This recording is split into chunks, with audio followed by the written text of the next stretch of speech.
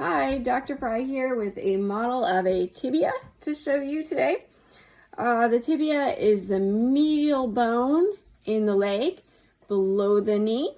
Okay, it's going to be located on the medial side along with the fibula. It helps, these are the two bones in the leg below the knee. The tibia is the weight-bearing bone of the leg.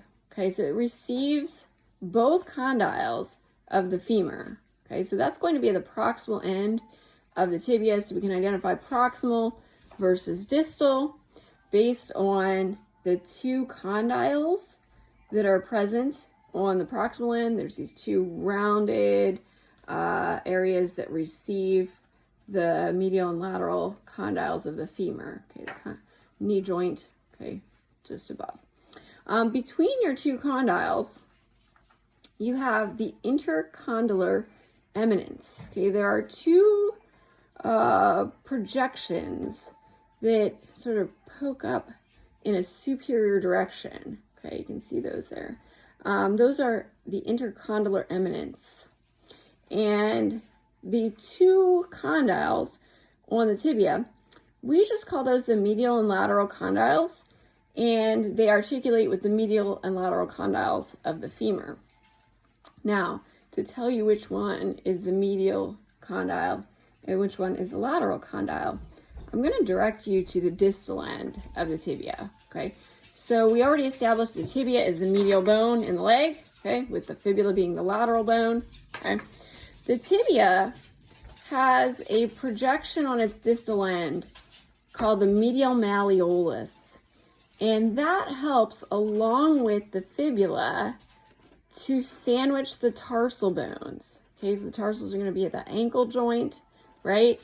And so the two malleoli, okay, one on the fibula, which we'll get to in the next video, one on the tibia, help to sandwich those tarsal bones. And so because this is the medial bone and this malleolus has to be on the medial side of the ankle, okay, this is the medial malleolus.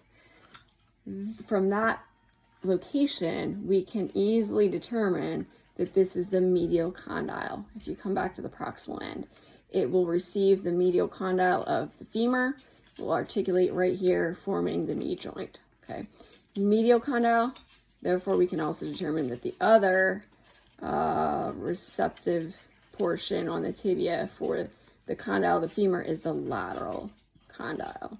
Okay, with our intercondylar eminence, the two portions that project in a superior direction in between the condyles. Okay. All right. So far we've looked at the proximal end. We've looked at the distal end. Okay. The distal end has that medial malleolus. The only other feature I'd like you to recognize here is this anterior tuberosity called the tibial tuberosity. Okay. It's a little bit of a bump here, and it's an attachment point for some ligamentous structures that enclose the patella. Okay, ligament tendinous structures that come and attach to the proximal anterior portion of the tibia. Okay, so we know that's on the anterior side.